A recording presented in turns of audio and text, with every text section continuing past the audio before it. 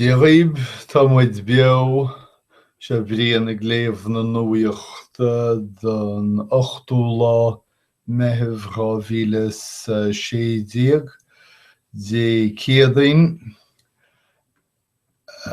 Tá an New York Times ag tuairisciú go bhfuil Ainmniúchán an Pháirtí Ghaonlaithe feite ag Hillary Clinton.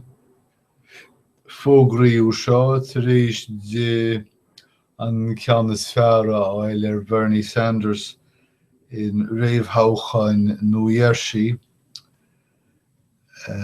Tuairiscítear thuras fada bheoslaithe le misneach ochtach agus teachtaníir agus bailóidíre. A taobheile tuairiscítear go bhfuil Sanders ag réiteach chun gearasír Iran sin Iran a laidú. Tá thuairiscí méid tamil ó shin Donald Trump agus an méid a dúirt sé faoi bhreitheamh Latinum. Agus an chuí inar thug Trump le fios nár bhéidir leis an bhreitheamh a bheith neamhchléanta sa chás. Tá ceann chomhairle chomhdháil na Stáit Aontaithe Paul Ryan tar éis teacht amach agus rá gur caint Ciníoch é seo. Agus ach má tá sé rá seo, tá sé fós ag tacú le Trump agus ní fios dá réir sin céir tá Paul Ryan ag rá, bhfuil sé tacú le Ciníoch mar sin. Deir Trump gur bainiú mí híal as an méid dúirte ach ní léon mhí híal le baint as bhí Trump ag nochtú an méid a cheapann sé faoi daoine laidineacha. Thug Bashar al-Assad uachtarán na Syria óráid le déanaí inar chuir sé Ciníochán dar leis an tuairisc seo. Chuir sé gunne réiteach bith leis na ceannarcaí ag rá go neamhgháilfeadh sé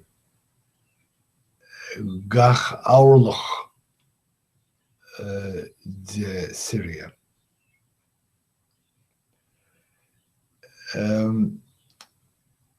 Óráid rúchlánach amachchas amach bei agus beannaíonn sé gur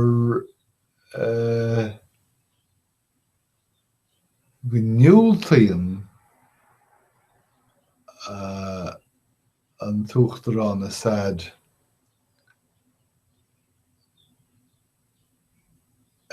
do iarachtaí fóideithinte déanúile agus de aistrú cumhachta a bhfuil na Stáit Aontaithe an rúis agus tíre eile ag brúchan cín ón fómhair seo caite.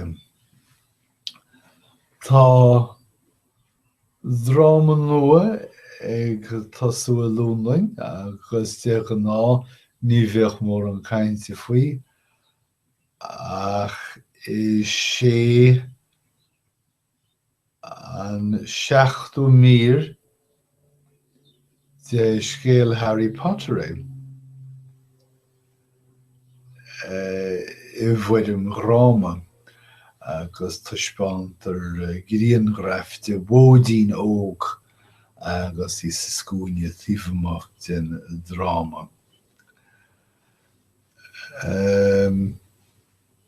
Scéalhóireacht agus an FBI.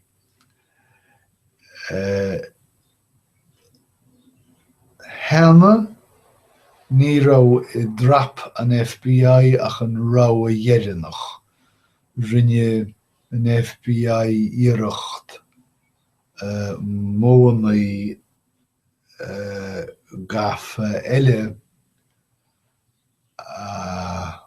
úsáid go háirithe le scéalhóirí agus go fíoráirithe scéalhóirí a bhainteach leis an Stát Islamach.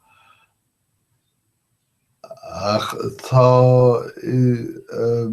na trapannaí seo sách cutianta anois. Mar bhó gomhála gan FBI. Tá áthas orm go bhfuil scéalta faoi bhrúidiúlacht póilíní agus gáirdaí phríosún ag teacht chun tosaí agus is méid gur tharla lehéid. Ceantaíú cóigear ghárda in Rikers Island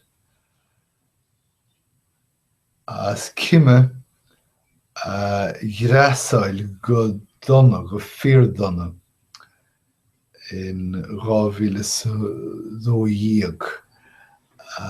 Cás I sé seo a haring an spot solas Rikers Island agus príosún Nuachta agus tá sé harám go dárlóch le héad.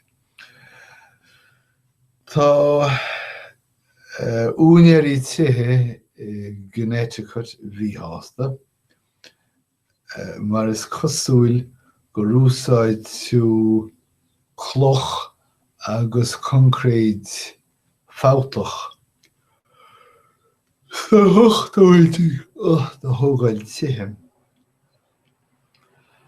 Agus tá an concréid tasfuig brisin is tá gágan le feiceáil in sa concréid.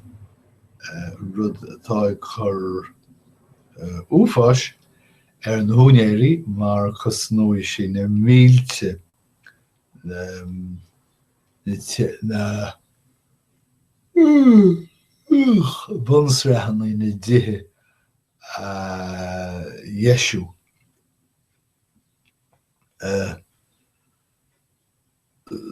Úsáidtír an term bánú nó creachú chun na ile na núnéirí seo mar chosnúil sin méid sin na tithe Yeshu. Tubaiste mállglúiseach do sé seo ar nó, níl na tithe ag titim go tabal as I chéile ach tá na gágan I seo le feiceáil go saléir.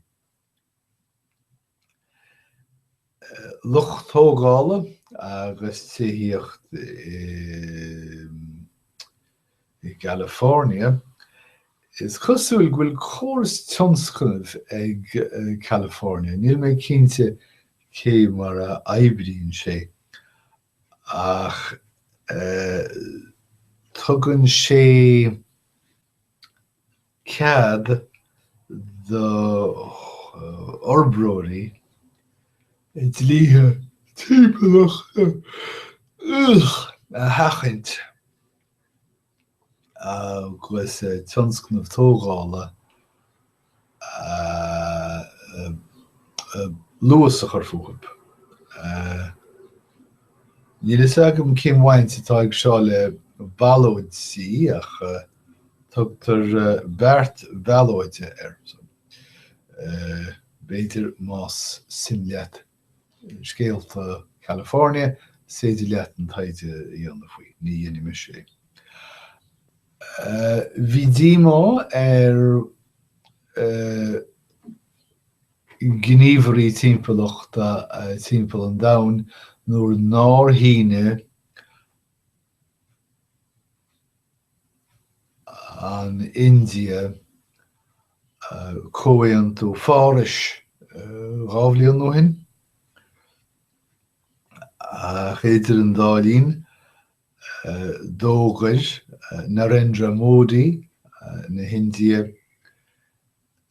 go mbeadh an India sásta an cóhaontú a cheangal agus a ranghnú. Dulchan cinn suntasach seo mar ní go dtí seo ní rá cé gur bhí an India ceann de na táirgeoirí scéalgáis agus gás ceappa teasa ba bóir domhan ní rá siad sásta srían ar bith a chur le na nasachar. So is dulchan cinn suntasach seo. Agus má leantar rá leis an mrú ar na tíortha móra eile nár-híní an cóhaontú, nár cheangal an cóhaontú. Cábhid reicimid a chur bhaim iomlán faoi cheann coppla bliain. Níl ceannairí ar bith fágtha sa Bhrasaíl. Bainniú údarás an Uachtaráin ó Dilma Rousseff agus tá mewn na heaspa cúachta forleathan sa tír sin.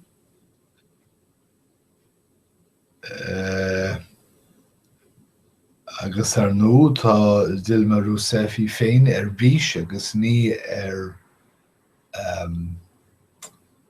ní sa chéal dearfach margheall ar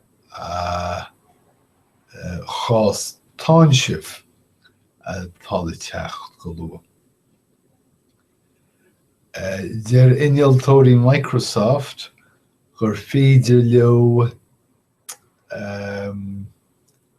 daoine a thuair a bhfuil ailse an pancreas acu fiú solinneart ar fámheas nó diagnóis effigiúlartha trí scrúdú an ar na cuardatha a dhéanann siad ar an Idirlín agus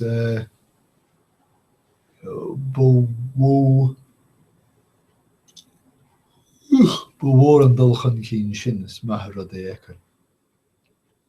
Stephen King tá sé rééis an leabhar dearnach de srílóg mír-dhearnach a scríomh dar bannam End of Watch. Bhaininn sé le fearr atá góma ach fós atá ná daoine rúnmharú ach níl sé á núnmharú tá siad san ag chur lámh na más féin agus ní fios cé mar atá sé déanamh seo.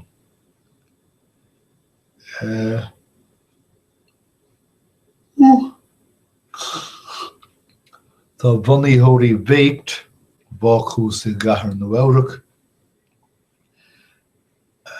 tar éis an brownie a foiidirmhiú deir siad san. Ach tá siad tar éis fés a chur leis a rís dar leis a scéal seo. So bí ceannach mór brownies. Sin iad na Scéalta go léir don 8ú lá meitheamh 2016 súlagam gur bhain sibh taine bhastú agus tásúlagam go mbeidh a chainte arís sa bhád go dtí sin slán.